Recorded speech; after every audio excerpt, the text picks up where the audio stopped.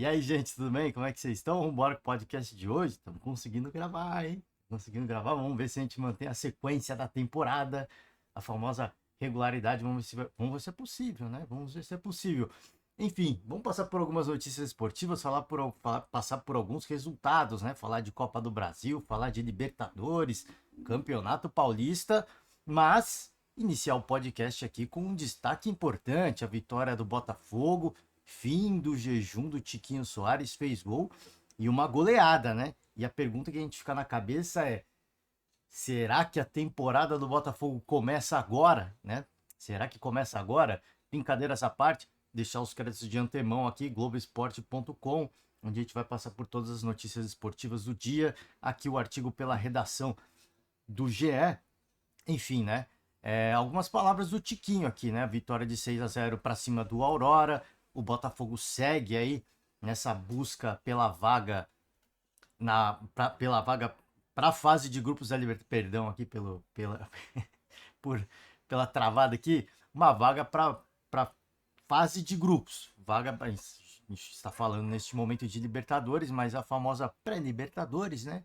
Aquele mata-mata, aquele famoso playoff para você chegar para a fase de grupos. O Botafogo concluiu com sucesso essa primeira etapa, 6-0, uma goleada de muitíssimo respeito, como ficou devendo talvez no segundo turno do Campeonato Brasileiro do ano passado, como ficou devendo no início dessa temporada. E aqui pegar algumas aspas, né? Do craque do Tiquinho Soares, para mim é craque, né? Para muita gente fala, fogo de pai o ano passado, né? A gente até aqui fez a crítica ao Tiquinho também, baita jogador, mas eu achei que ficou devendo também, achei que faltou assumir um pouco da liderança, né? Até onde a gente viu, pode ter sido um dos pivôs para a saída do português, o Bruno Lage, o ano passado. Então o que eu esperava do Tiquinho é ele assumir o protagonismo, é ele chamar a responsabilidade e a liderança. E isso eu acho que ele ficou devendo naquele momento. Com o tempo, com de repente as decepções, isso vai vindo, isso vai agregando, o atleta vai somando, né? Acho que sim, vitória para lavar a alma, né? É uma conquista importante. No primeiro jogo foi um resultado muito ruim para nós, um campo muito difícil, tirando a altitude também, que foi desgastante. Mas acho que hoje fizemos um bom jogo. Parabéns ao Botafogo, todos os jogadores. Agora seguir treinando e trabalhando, assim, sem demagogia, né? O Botafogo era muito mais time, tinha o fator altitude no primeiro jogo, é muito importante.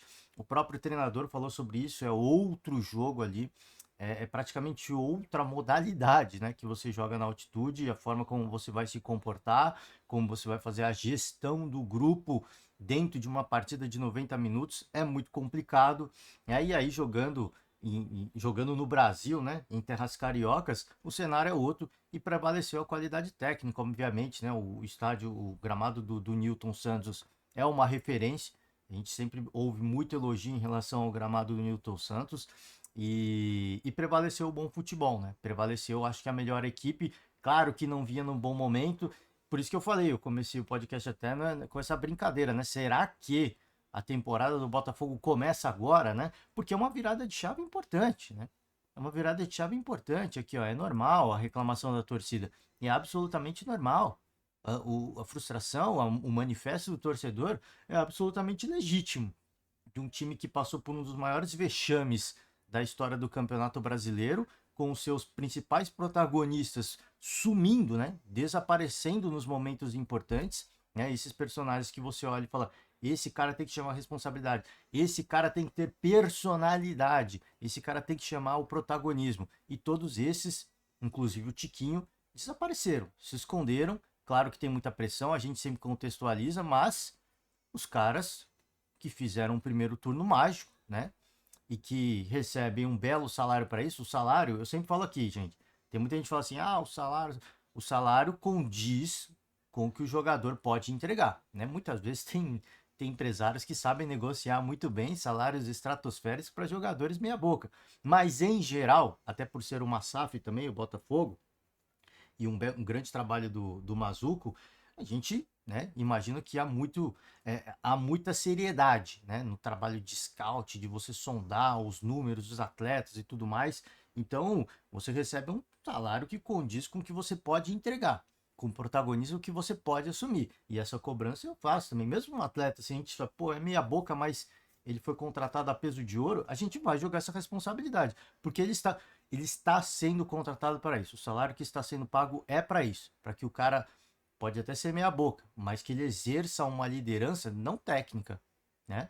Não necessariamente técnica, mas que ele exerça uma liderança e que para os momentos difíceis esse cara seja uma figura emblemática, uma figura que vai ajudar a equipe a sair do momento difícil. Talvez um dos melhores exemplos que a gente tem no nosso futebol é o Corinthians, o do Cássio, a figura do Cássio. Claro que o Cássio não é um atleta meia boca, é um baita de um goleiro até hoje, né? Um goleiro mega decisivo, especialmente se a gente falar em penalidades, mas o Corinthians nas últimas temporadas vem vivendo de altos e baixos, e nos momentos mais difíceis, o Cássio é um dos pouquíssimos que dá a cara a tapa. Ele sabe que ele vai ser caçado nas redes sociais, mas ele põe a cara, né? Ele põe a boca no microfone, né? Com todo respeito. E ele fala o que tem que falar, se o time tá jogando mal, se o time tá jogando bem, ele assume essa liderança, né? E muitas vezes eu acho que ele meio que blinda muitos atletas. Claro que, por exemplo, desculpa sair do Botafogo, mas falando de Corinthians, claro que o Yuri Alberto, até pelo preço que ele foi contratado, a cobrança é maior, por isso que eu falo, né? Quando você é contratado a um alto valor, a cobrança ela é natural, né? E você tem que saber lidar com isso, né? Claro que tem contextos, né? Todo mundo é ser humano, ninguém é de ferro, todo mundo cede à pressão, mas você foi contratado para isso. Se você não vai exercer a liderança técnica, que é esperado que você exerça um outro tipo de liderança, que seja fora dos gramados, que seja na liderança da questão moral, né? Na questão moral de você chamar os atletas, vamos junto, vamos jogar junto, vamos virar essa chave. Então, acho que foi uma vitória muito importante, né? Foi uma goleada muito significativa, muito expressiva e que pode mudar muita coisa no estado anímico, né? No estado de ânimo, na questão psicológica. A gente sabe que isso pesa, né? Às vezes fica uma tiriça, você fala, pô, a gente se esforça, a gente luta, mas as coisas não acontecem, não dá certo, e quando dá certo, os caras mudam a chave, né? Aquela questão de você mudar, de repente até tipo, pô, agora dá, né? Muda totalmente o ânimo, né? Totalmente o ânimo. Para quem já jogou qualquer jogo, não falo nem em níveis competitivos, qualquer jogo, até jogo eletrônico, né? Se você gosta de um joguinho eletrônico, quando você tá mal, tá perdendo muito, aquela vibe ruim vai te perseguindo e você vai cometendo mais erros, né? Isso é natural. A partir do momento que você acerta e consegue uma vitória importante, a confiança aumenta. E cada coisa que você faz dentro de um jogo, é o que eu falo, pode ser um futebol, pode ser um handball, pode ser um basquete, pode ser um jogo eletrônico, qualquer coisa que você vai fazendo dentro do campo de jogo, você vai ganhando ainda mais confiança. E a sua tendência a acertar, ela vai aumentando, né? Porque a capacidade todo mundo tem, né? E a gente já viu muitos desses jogadores do Botafogo. Então, parabéns ao Botafogo. Vamos pular aqui. A gente vai voltar para o Botafogo só quando a gente falar de Libertadores, só para passar pelo placar. Vamos de. Desculpa estar correndo, tá, gente? Eu quero deixar o podcast curto para não ficar cansativo para todo mundo. Mas em relação ao caso Fortaleza, mais uma vez, né? Aquele atentado que sofreu a delegação do Fortaleza e o CEO do Fortaleza, o Marcelo Paz, cobrou punição, né? Uma semana. E ele diz, poderia estar sendo a missa de sétimo dia de alguém. E de fato sim, né? Às vezes as palavras soam muito fortes e às vezes as pessoas podem falar assim, ah, tá exagerando, né? As imagens são fortes, tá?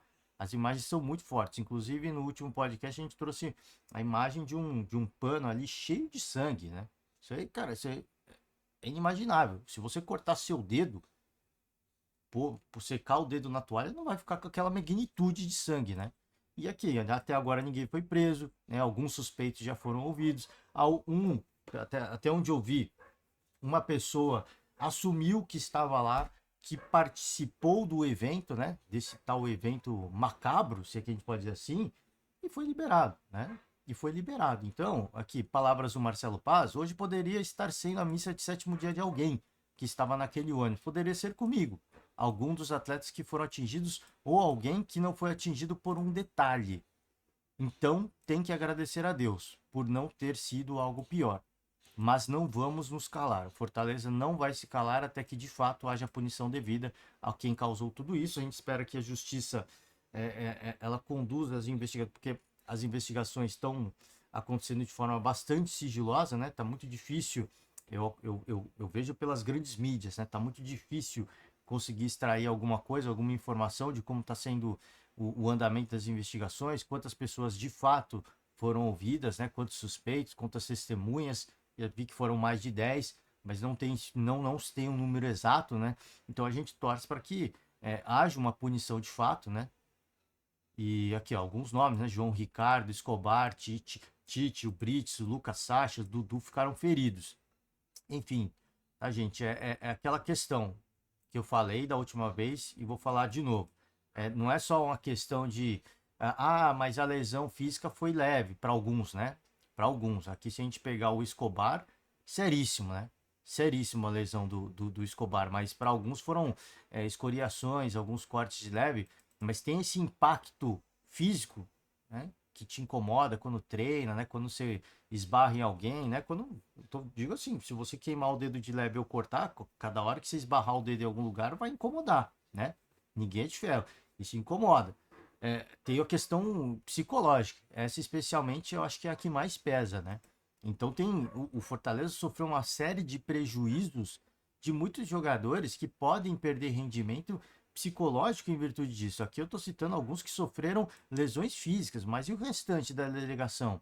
Né, que ficou escandalizada, que ficou horrorizada, né, que ficou, assim, em um estado de, até alguns imagino eu que tenham até ficado em estado de choque, né, cara, como é que é possível, né, e o medo de fazer uma outra viagem, do que pode acontecer, né, o medo que você tem pela sua própria vida, né, cara, tenho pessoas que dependem de mim, um evento desse pode, a gente não sabe o dia de amanhã, né, então acho que é um prejuízo muito grande.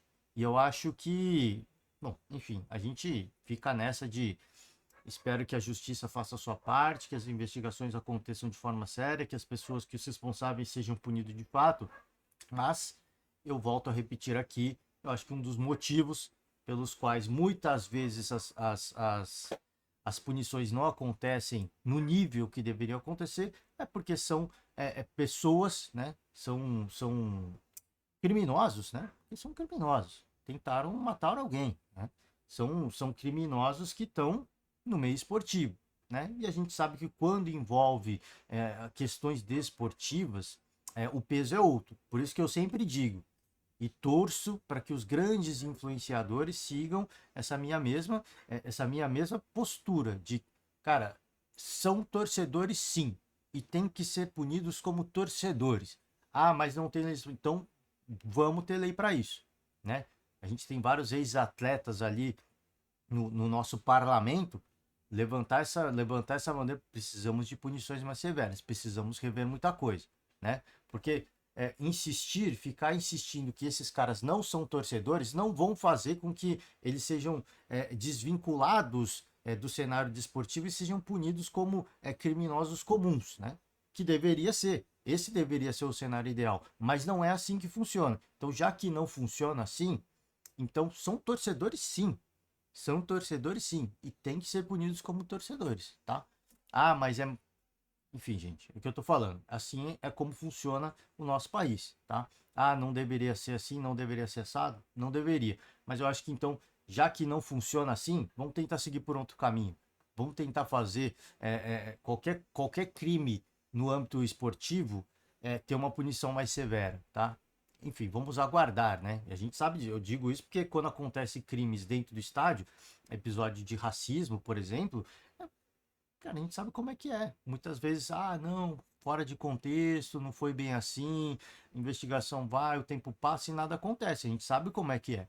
Então, acho que tem muita coisa que tem que ser revista na questão da legislação no âmbito esportivo, né? Por isso que eu sempre falo, vamos se movimentar, né? Não vamos ficar nessa insistência de, não são torcedores, eles são criminosos, tentaram assassinar alguém, tudo isso é verdade, gente. Não estou falando que isso não é verdade, mas eles são torcedores, eles estão envolvidos, eles estão imersos no meio esportivo.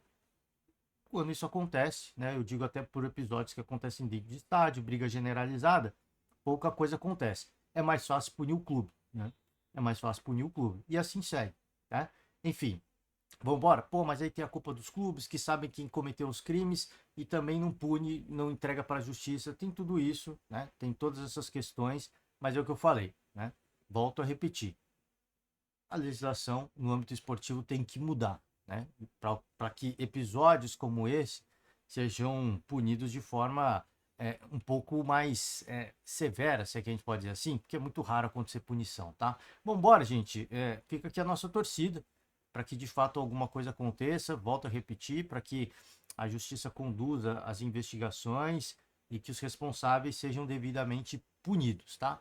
Vamos de Santos. Santos está querendo jogar Neoquímica Arena, né? Quartas de final do Campeonato Paulista, jogar na Neoquímica Arena, apresentou proposta e negocia para jogar. Eu trouxe essa notícia porque eu achei muito legal, cara. Assim, o Santos já jogou no Morumbi, foi uma grande festa. O torcedor santista lotou o estádio do Morumbis, né? E ter essa possibilidade de ver o Santos é um clube alvinegro, o Corinthians também, é um da capital paulista e o outro da Baixada Santista. Ter uma equipe, vou falar rubro-negra, perdão, gente, alvinegra jogando na Neoquímica Arena, claro que é rival, mas eu acho que tem que ter o profissionalismo, né? Acho que tem que ter o profissionalismo. Aqui são negócios, tá? Quanto custa para alugar a Neoquímica Arena para um dia de jogo? Custa tanto. Eu até tinha falado sobre isso, né? Quando o Santos jogou no Morumbis. Pô, se pudesse jogar na Neoquímica Arena também seria legal, cara. É o profissionalismo. A gente precisa profissionalizar o nosso futebol. Tem a questão da paixão, legal. Tem a questão, né, da provocação, da rivalidade das torcidas, legal. Mas dentro do mundo dos negócios, porque os clubes são empresas, quanto que essa brincadeira vai me render? O Corinthians vai falar, né? Quanto que essa brincadeira vai me render? Tantos mil, tantas centenas, né, de mil reais, né? Então, milhares de reais, né? Perdão aqui, gente, pelo português, tá difícil, né? Vai render milhares de reais. Então, vamos fazer acontecer, né? Aqui, ó, o Santos conseguiu colocar 50 mil pessoas no Morumbi, uma renda superior a 2 milhões de reais. Então, assim, deixa eu ver aqui, ó, cobrança de 200 mil de aluguel, cara. Né? Quanto custa o Anel Química Arena? 200 mil, 300 mil? Renda de quanto? 2 milhões, 2 milhões e pouco? Vale, né? A brincadeira vale tanto para o Santos quanto para o Corinthians, tá? Por isso que eu falo, deixa a paixão de lado, a gente sabe que tem toda essa rivalidade, isso faz parte, mas vamos ver, né? Eu fico na torcida para que aconteça. Tá? O presidente Augusto Melo chegou a estar no evento da posse do Marcelo Teixeira na Baixada Santista. Então, a gente imagina que, né, possa haver uma boa relação e eu espero que a razão prevaleça no lado do Augusto Melo, né? Até porque a gente teve notícia recente de que a Caixa recusou a proposta de acordo do Corinthians, porque não podia acontecer nos termos que o Corinthians propôs. Então, já que precisa de grana, 200 mil não é nada mal, né? Não é nada perto da dívida que o Corinthians tem com a Caixa, mas vamos combinar que não é nada mal receber 200 mil para alugar um estádio, né? Mesmo que seja para um grande rival. Enfim, vamos ver, né? Pacaembu surge como principal opção, mas fica pronto só em abril, né? Opção para jogar na capital. Eu falei sobre isso. Pacaembu seria uma bela opção para o Santos mandar mais jogos na capital, mas o Pacaembu está em obras. Era para estar pronto em janeiro, né? Para a final da Copinha. E até hoje, né? A gente aguarda o fim da reforma do Pacaembu. Então, como não tem um estádio um estádio viável, né, para o Santos alugar e mandar jogos na capital, né, um estádio fácil, né, porque o Morumbis é do São Paulo, São Paulo vai jogar jogos, vai mandar jogos lá, e não só o time profissional, mas categoria de base, o time feminino também, a mesma coisa vale para o Corinthians. É muito complicado, né? Não cito o Allianz Parque, porque o Allianz Parque tá trocando, tá arrumando o gramado, e o gramado sintético pega para muita gente, né? Muita gente não gosta de jogar no gramado sintético, por isso que eu nem incluo mas seria legal ver o Santos jogar no Allianz Parque também, né? Em virtude do que acontecer, do calendário, de repente falou, Palmeiras, como é que tá aí? Dá para alugar? Gramado sintético a gente não gosta, mas dá para encher a casa e fazer uma bela receita, né? Quem sabe isso não possa acontecer também, tá? Já que a gente citei agora no final o Palmeiras, o Allianz Parque, a gente fala um pouco de Palmeiras, tá?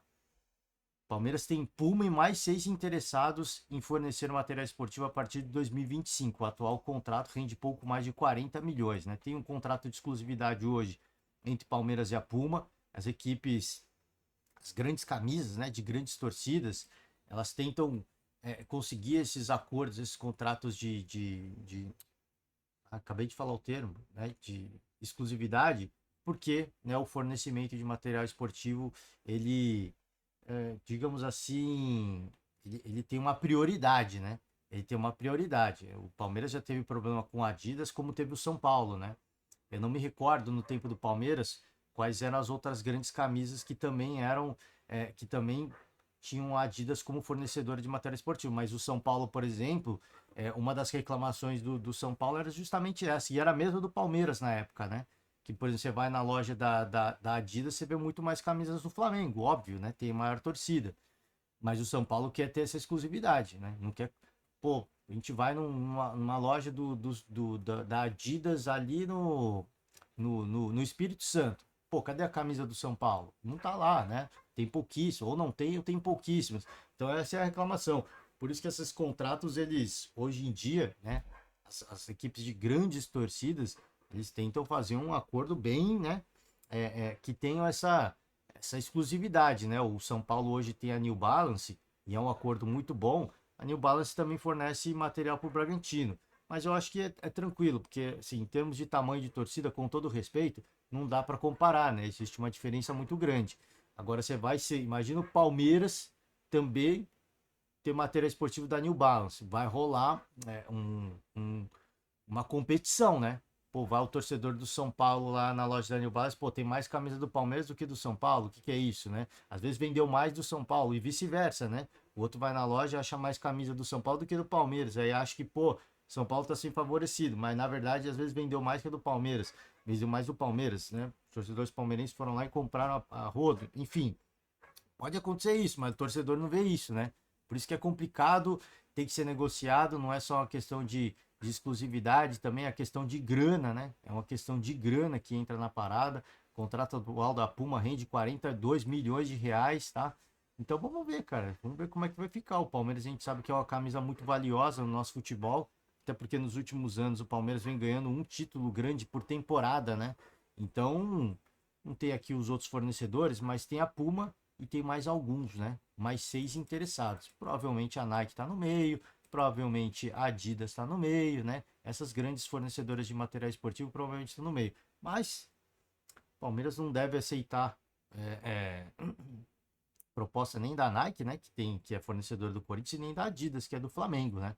Para não competir e não ter esse problema que teve, por exemplo, o São Paulo recentemente e o próprio Palmeiras quando tinha a Adidas como fornecedor de material esportivo. Vamos ver. A gente vai acompanhar, ó, os concorrentes são mantidos em sigilo, mas imagino eu que a Puma deve permanecer, talvez, né? Eu acho que é um bom acordo para as duas partes, né? Vambora, vai, vamos seguir aqui com as notícias esportivas. Pogba, hein? Pogba é suspenso por 4 anos por conta de doping, hein? Havia testado positivo para testosterona sintética. Que coisa, né, cara? O grande craque da seleção francesa. Infelizmente o Pogba, né? O Pogba é um grande jogador, mas ele só joga mesmo na seleção francesa, né? Impressionante. Não tem como falar que é um jogador ruim, mas nos clubes ele nunca rendeu o que ele rendeu na seleção, né? Impressionante. Fica aqui, né? Um caso de, por conta do caso, Pogba foi suspenso preventivamente em setembro do ano passado, né? E agora foi punido 4 anos fora de atividade, né?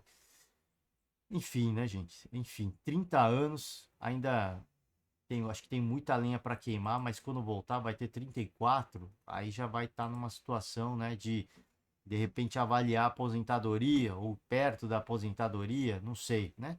Entra-se com recursos, essa pena pode ser diminuída, mas eu trago aqui porque a questão do doping é muito séria, né? E tem que ser levada a sério. E a gente espera que, como já foi testado positivo, que a punição seja séria, né? Porque senão abrem-se precedentes para que outros casos semelhantes sejam minimizados, tá? Vamos embora. Estamos com 20 e poucos minutos de podcast. Vamos passar por alguns resultados importantes dos últimos dias. Eu queria. Pô, Cruzeiro é uma loucura, né, gente? Uma loucura o que aconteceu nesse jogo do Cruzeiro, mas enfim, né? Já foi. Não falei na época, mas, né? Aqui o do Corinthians e Cianorte, né? Um jogo que tem uma certa mística, né? Em virtude do que aconteceu no passado, o Corinthians venceu e venceu bem, tá? Mas eu queria deixar o destaque aqui pro pegar aqui pro Vasco da Gama, né? Vasco venceu o Marcílio Dias, parecia até que ia ser um jogo um pouco mais complicado, mas o Vasco tirou de letra, vence bem, segue na competição. O Água Santa passou pelo Jacuipense, para quem não conhece o Água Santa, fez a final do Campeonato Paulista do ano passado, hein? Bom momento do Água Santa. gosto de trazer o destaque para algumas camisas, né, que estão possivelmente em ascensão no nosso futebol, né? Eu acho que tem mais um resultado que eu queria trazer, deixa o Internacional, né? O Inter que venceu o Asa 2-0 também, deixando margem nenhuma para o azar. Eu acho que tem que ser assim. O Juventude flertou um pouquinho, tá? Mas o visitante tem a vantagem do empate, né? Você pode pensar, pô, volto a repetir, regulamento injusto, né? Todo mundo assina, gente, não tem o que fazer. Eu concordo que é injusto, mas destaque também para o Nova Iguaçu, tá? 8-0 para cima do Itabuna. 8-0, cara, que loucura, né? Grande placar, acho que foi a maior goleada da Copa do Brasil até o momento, hein? Disparado, né? Talvez a temporada também, né? Talvez a temporada. A Copa do Brasil disparado, né? Teve aqui um 3-0 do Corinthians, 4-1 do Cuiabá, mas, pô, 8-0 é brincadeira, hein? 4-0 do Bahia para cima do Motoclube. É, disparado. Talvez a temporada, que eu falei, talvez a temporada, se você pegar todos os jogos oficiais da temporada, talvez tenha sido um dos placares mais elásticos, se não o mais elástico, tá? Comebol Libertadores, o Bragantino aqui se classificou nas penalidades para cima do Águilas Douradas, segue aí também nessa sua busca pela fase de grupos da Libertadores. E o Botafogo, destaque que a gente abriu o podcast de hoje, empatou o primeiro jogo. O Thiago Nunes foi muito criticado e tem que ser criticado mesmo, né? Passando pano para muita coisa, enfim. Mas a vitória é importante, 6-0 para cima do Aurora, para afastar qualquer desconfiança, qualquer fantasma, tirar a zica, e assim espero que aconteça, tá? Espero que o Botafogo agora tenha virado uma página importante e que, como dizem muitos torcedores, até na brincadeira, que a temporada agora começou, né? Espero que isso de fato tenha acontecido, porque a questão, o aspecto anímico, psicológico, ele pesa muito, né? E um 6-0 é algo que sempre pode mudar muita coisa, tá? A gente fica nessa torcida, nessa expectativa, alguns outros resultados aqui na tela. Fica o convite para você, torcedor que gosta das equipes dos outros países, né? Acompanhar, vem dar uma olhada como é que tá avançando as equipes, tá? Vamos de Campeonato Paulista, só para finalizar, a gente teve dois jogos nesse meio de semana, teve o São Paulo e teve o Palmeiras, né? Ah, não estava aqui porque eram jogos que já foram. Deixa eu ver se eu consigo puxar aqui. É, do São Paulo. Pô, agora eu não vou lembrar, hein? Eu não vou lembrar, vou cometer essa gafe aqui, gente. Tanto do São Paulo, do Palmeiras, foi o do jogo contra a Portuguesa, no Canindé, 2-0. Jogo relativamente tranquilo, na minha opinião, para o Palmeiras. A Portuguesa é uma das candidatas fortes, né? Fortes a serem rebaixadas. Tá aqui o São Paulo também, né? Jogo contra a Inter. Jogo que o Corinthians estava mirando, né? Deu aquela secada na Inter, né? Para que, né, qualquer eventualidade, se a Inter vencesse o São Paulo, o Corinthians já estava fora da próxima fase do Campeonato Paulista. Agora respira, mas respira de forma muito incômoda, porque tem que fazer a sua parte e torcer por alguns resultados negativos. Mas enfim, primeira etapa já deu. São Paulo também não estava numa situação muito confortável, agora vence por 3-0, né? Volta a vencer, o torcedor dá aquela aliviada, já estava pegando no pé do treinador, né? E do Carpini, e agora acho que dá aquela respirada, dá aquela tranquilizada, dá que, né, o treinador ganha um pouquinho mais de moral, uma vitória importante. Jogo no Mané Garrincha, né? Não foi em São Paulo, foi lá em Brasília. E o Palmeiras, né, que eu estava citando, venceu a Portuguesa tranquilo. O jogo foi no Canindé, capital paulista, casa da Portuguesa, mas a Portuguesa é uma das candidatas fortes, né, a serem rebaixadas no Campeonato Paulista. Tá aqui, né, neste momento, a Portuguesa está se classificando, mas é candidata a rebaixamento, tá? 7 pontos, Ituano 6 pontos, Santo André 5 pontos, o Guarani 6 pontos. E aqui nós estamos falando de alguns campeões brasileiros, né? Impressionante. Mas assim, apesar de ter pego um adversário fraco, com todo respeito à Portuguesa, Palmeiras ainda mostrando alguns erros. Olha, o Everton acho que tá com um pouquinho de falta de confiança, né? Tá com um pouquinho não, um pocão, né? Um pocão, algumas decisões equivocadas, na minha opinião. Já aconteceu no jogo contra o Santos. Eu acho que o estopim foi ali, né? O Everton não estava tecnicamente e fisicamente ele não tá na sua melhor fase, mas a confiança estava em dia. Após aquele clássico contra o Corinthians, quando toma o gol de empate, que a torcida cai em cima, a desconfiança vem, a insegurança bate. Eu acho que o que a gente vê hoje do Everton É um goleiro que está sem confiança. A questão física e técnica vai evoluir. Isso precisa de tempo, isso é normal, né? Isso não vou, mas também não vou usar para passar pano. Mas a questão psicológica está pesando. A gente vê ele cometendo alguns erros de decisões ali que são tanto quanto bizarras para um goleiro do porte do Everton, tá? Então fica aqui o nosso destaque e também a nossa leve crítica, né? A gente sabe que o atleta como pesa a questão psicológica, espero que se recupere. O Abel segue dando respaldo. Espero que o torcedor agora volte a dar respaldo ao goleiro, até porque precisa muito, né? Desde que dos últimos anos foi e talvez continue sendo o melhor goleiro em atividade no Brasil, tá? Precisa melhorar fisicamente, tecnicamente, mas melhorando mentalmente já é um grande passo, tá? Acho que é isso, gente. Vou finalizar o podcast por hoje. Finalizar, né? Tem uma agenda de jogos aqui. Acho que em algum lugar a gente tem a agenda de jogos do dia, né? Deixa eu ver por aqui. Trazer a página do GE. Em algum lugar a gente tem a agenda do dia, né? Aqui é a agenda do dia. Vambora, né? Vambora. Temos um jogo muito importante hoje, tá? Fluminense e LDU, jogo que vale título da Recopa Sul-Americana. Então, esse vai ser o grande destaque do dia, tá? E a gente vai acompanhar de perto. E se der tempo, amanhã a gente grava, né? Para falar sobre esse resultado, eu não vou negar, estou na torcida pro Fluminense, como sempre estive para todas as equipes, todas as camisas brasileiras na competição.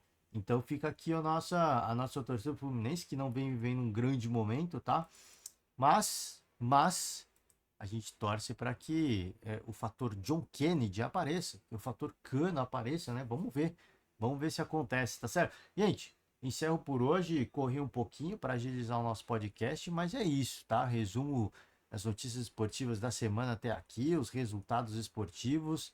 Por hoje eu fecho a conta. Se der tempo, a gente volta amanhã para falar um pouco desse jogo entre Fluminense e LDU, grande destaque do dia. E é isso, encerro a conta por hoje. Ótima quinta-feira para vocês, né?